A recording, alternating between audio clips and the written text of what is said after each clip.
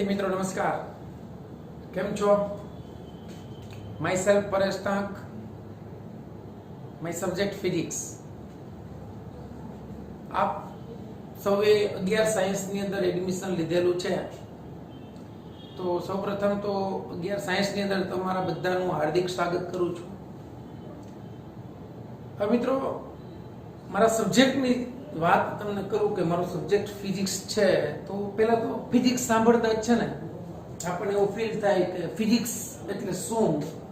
Physics તો આમ કંઈક ટિપિકલ સબ્જેક્ટ છે. તમારા કોઈ પાસ્ટ સ્ટુડન્ટ્સ હોય, તમારા ફ્રેન્ડ્સ કે તમારા રિલેટિવ્સની અંદર, એ લોકો તમને એવું ઓપિનિયન આપતા કે ફિઝિક્સ હાર્ડ સબ્જેક્ટ છે. તો આપણે ફિઝિક્સને એકદમ ઇઝી બનાવવું છે. બરાબર છે? તો મારી સાથે તમે ભણતા રહ્યો, લેક્ચર નિહાળતા રહ્યો. બરાબર છે? અને નવું અપડેશન જે છે એ કરતા રહ્યો એટલે મજા આવશે ફિઝિક્સ ભણવાની અને સમજવાની. બરાબર છે મિત્રો? તો અહીંયા આપણે ધોરણ 11 સાયન્સની અંદર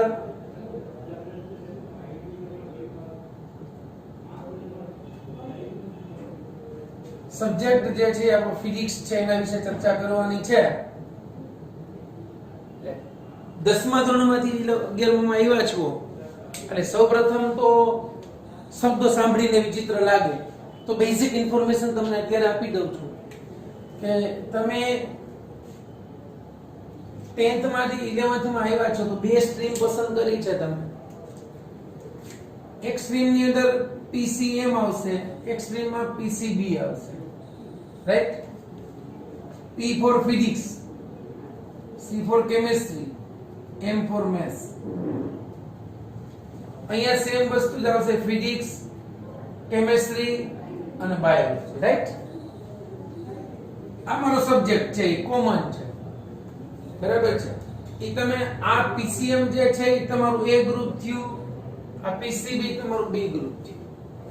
હવે તમને એમ થાય કે મારે એ નથી રાખવું, B રાખવું, તમે રાખી શકો છો.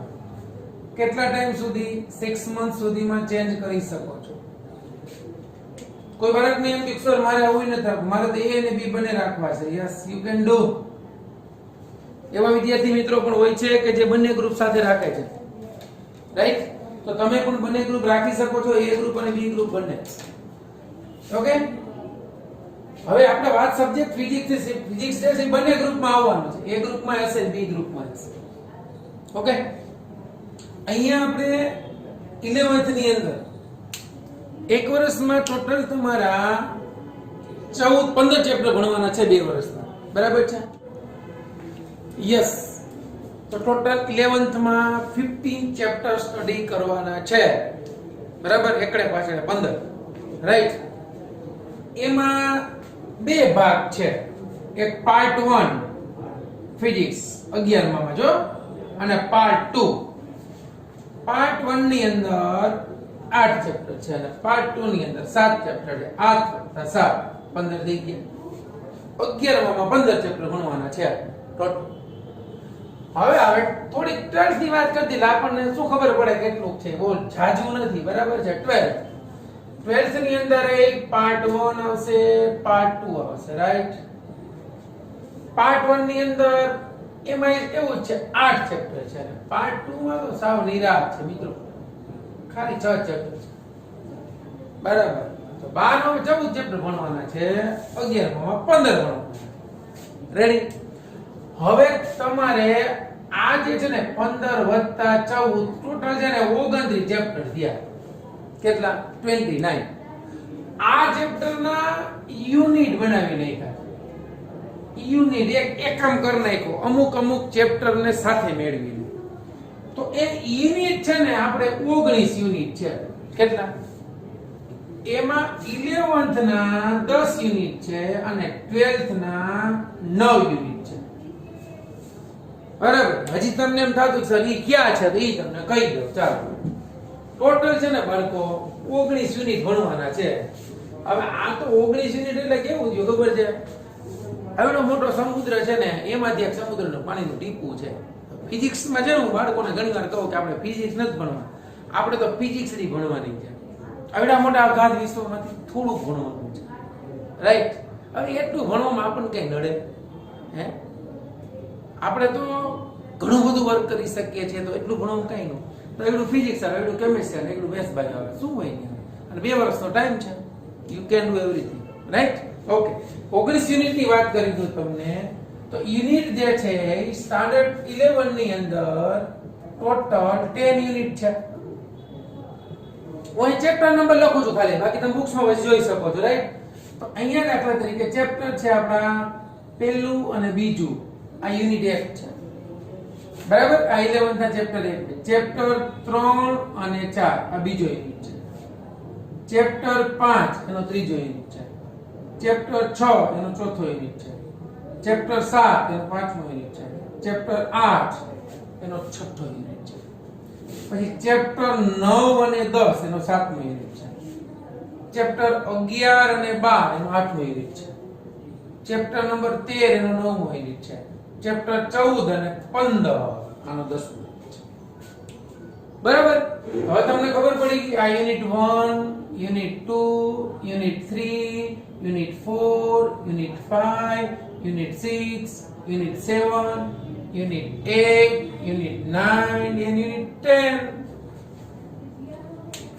બરાબર? હવે આવે છે 12th.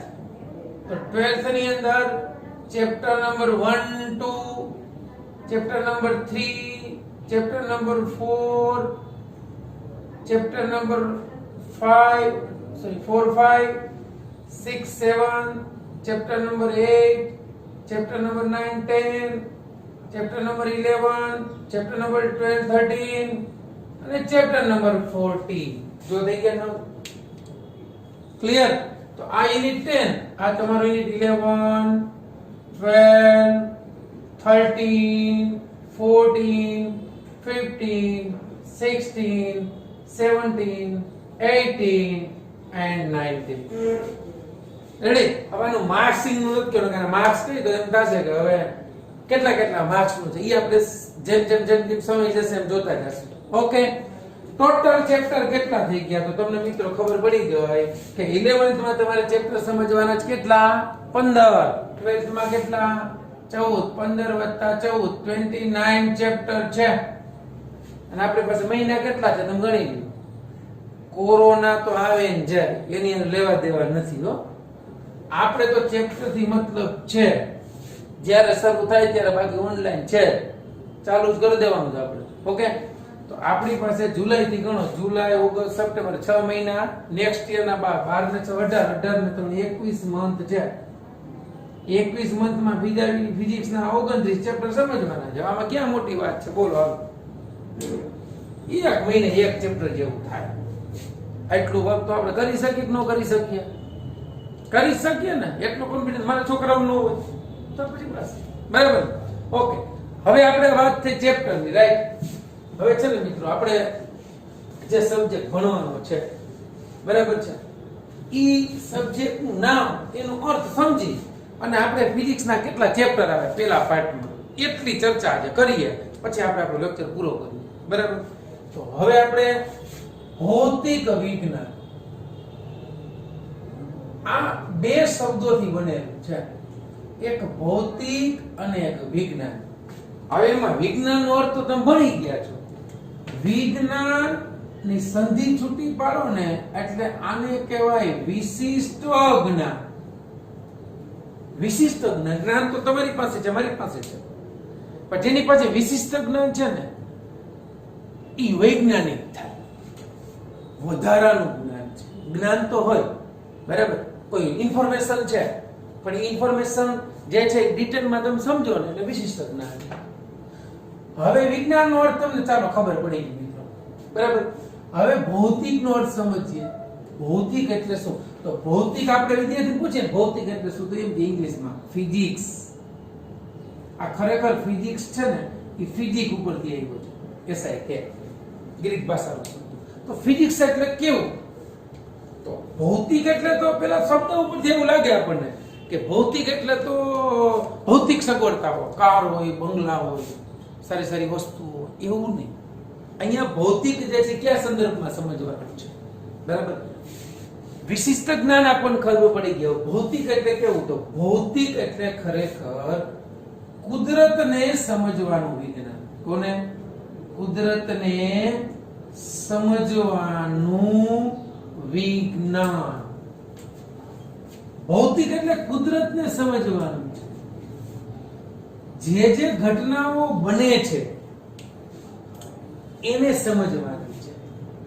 સપોઝ કોઈ ઘટના બની, દાખલા તરીકે કોરોના આવ્યો, તો કોરોના આવ્યો તો ઘણા તો કઈ ટેન્શનમાં નથી, એને કઈ ચિંતા જેવું નથી. ઓકે, નહીં હોવું જોઈએ એ બરાબર છે, પરંતુ વૈજ્ઞાનિકો જે છે ને એનો દ્રષ્ટિકોણ અલગ હોય. ઈ બનેલી ઘટના પાછળ પડી જાય. ભલે ઘટના કુદરતી હોય, જો ઘટના બને ને એના બે પ્રકાર હોય, કુદરતી હોય અને કૃત્રિમ હોય. તો ધારો કે કુદરતી ઘટના છે, બરાબર, આ કોરોના છે એમ માનીએ કે કૃત્રિમ છે, માનવ સર્જિત ઘટના છે, તો એ ઘટનાને સમજવાની, એનું વિશ્લેષણ કરવાનું, એના ઉપરથી ઈ શું કામે થયું એના કારણો શોધવાના. જો બરાબર સમજો તો ભૌતિક વિજ્ઞાન સમજવું એટલે શું? તો કે પહેલા તો આપણે કોઈ પણ વસ્તુ હશે એમાં ઘટના બનશે, ઈ ઘટનાને સમજવાની, બરાબર. સમજ્યા પછી ઘટના સમજી લીધી, સમજ્યા પછી ઘટનાનું વિશ્લેષણ કરવાનું. વિશ્લેષણ કરશો ને એટલે ઈ ઘટના શું કામ થઈ, બરાબર, ઈ ઘટના બનવાના સાચા કારણ શોધવાના. જો આ તો મેં તમને કોરોનાનું ઉદાહરણ આપ્યું. આપણે કોઈ વ્યક્તિ સાથે ચાલો અણબનાવ થઈ ગયો, મારા ફ્રેન્ડ હારે હું જઈ ગયો કે મારી ફ્રેન્ડ સાથે ઝઘડો થઈ ગયો, તો મારે શું કરવાનું? એ ઘટનાને સમજવાની. પેલા ઘટના બની એને સમજી સમજાવ શું કરવાનું? ઘણા એમ કહેતા નિરાતે વિચારો, તમને ખબર પડશે. બસ ઈ તો સમજ્યા પછી આપણે વિશ્લેષણ કરશું કે સાચી વાત છે, મારે તો મારા ફ્રેન્ડ હારે માથાકૂટ થયો, એમાં મારો જ વાત હતો, વિશ્લેષણ થઈ ગયું. વિશ્લેષણ કર્યા પછી તમને શું ખબર પડી? તો કે સાચું કારણ આપણને આવ્યો ને કે હા સાચી વાત છે યાર, ઓલી વખતે દઉં છે તો મારી ભૂલ છે, ખરેખર મારે એને ન કહેવું જોઈએ. સાચું કારણ શોધ્યું. સાચું કારણ શોધ્યા પછી તમે જે છે ને એના નિરાકરણ ઉપરથી આવો, એના નિરાકરણ પર આવી જાઓ. નિરાકરણ એટલે શું? આપણી ભાષામાં કઈ તો ઉપજેલી સમસ્યાનું સોલ્યુશન, અને સોલ્યુશન ઉપરથી તમે શું બનાવી નાખો? નિયમ બનાવી નાખો કે નહીં? કે ચાલો મેં મારા ફ્રેન્ડને જે પ્રોબ્લેમ થયો તે ઘટના સમજ્યા, મને ખબર પડી ગઈ કે એને મારે હવે ઇમોશનલ વાત કરવાની નથી. કેમ? તો કે ઇમોશનલ વાત કરીશ એને ખોટું લાગે છે, ખોટું લાગે તો મને ખબર પડી કે સાચું કારણ, એ સમસ્યાનું સોલ્યુશન હતું, નીકળી ગયું. શું? કે આ નથી કરવાનું, એ ન કરો, નિયમ બનાવી નાખ્યો કે હવે એને મળું ત્યારે મારે વાત કરવાની. સમજાણું મિત્રો? તો ભૌતિક વિજ્ઞાન જે છે કુદરતને સમજવાનું વિજ્ઞાન છે, બરાબર. હવે કુદરતને સમજો, કુદરતમાં કેટલી ઘટના બને. જો ભૌતિક વિજ્ઞાન ક્યાં સંકળાયેલું છે તમે જુઓ. મને પંખો ફરે તો પંખામાં ભૌતિક વિજ્ઞાન છે. હું ઊભો છું, ભૌતિક વિજ્ઞાન છે. આ માર્કરને મૂકો નીચે પડી ગઈ, આ ભૌતિક વિજ્ઞાન છે. ક્યાં ભૌતિક વિજ્ઞાન નથી? આ બોર્ડને ટચ કરો, એ ભૌતિક વિજ્ઞાન છે. આમથી પ્રકાશ આવે છે, એ ભૌતિક વિજ્ઞાન છે. રોજ સૂર્ય ઉગે છે, એ ભૌતિક વિજ્ઞાન છે. મને તો અત્ર તત્ર સર્વત્ર બધે જ ભૌતિક વિજ્ઞાન દેખાય. તમને દેખાય? યસ, દેખાવું જ જોઈએ, દેખાવું જ જોઈએ કે નહીં? તો જ તમને ફિઝિક્સ સરળતાથી સમજાશે. ફિઝિક્સ છે ને ઇમેજિનેશન છે મિત્રો, કલ્પના કરવાની, કલ્પનામાં રાચવાનું, તો તમે ફિઝિક્સને સમજી શકો. ક્લિયર છે? એટલું તમને સમજાવું. ચાલો હવે છે ને આજના દિવસ માટે હું તમને માત્ર ચેપ્ટરના નામ કહું છું ખાલી. ઓકે, કેટલા ચેપ્ટરના નામ તમારે યાદ રાખવાના છે, જેથી કરીને છે ને આપણને એમ કોઈ પૂછે તો આપણે આવડવું જોઈએ. ચાલો ભાઈ, અમારા ફિઝિક્સમાં 8 ચેપ્ટર આવે છે પહેલા પાઠમાં. ક્યાં ક્યાં ચેપ્ટર આવે? ચાલો 8 ચેપ્ટરનું નામ હું તમને કહી દઉં છું. ઓકે, પછી એક યાદ રાખવાની ટ્રીક આપું છું, કેમ યાદ રાખવાની. રેડી? ચાલો, સ્ટાન્ડર્ડ 11 ચેપ્ટર નંબર 1 ભૌતિક જગત. બરાબર, આ તો યાદ રહી જાય. પછી આગળ વધીએ. ચેપ્ટર નંબર 2 માપન અને એકમ પદ્ધતિ.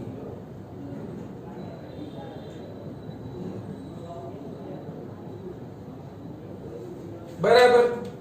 ત્રીજું સુરેખ પથ પદ્ધતિ.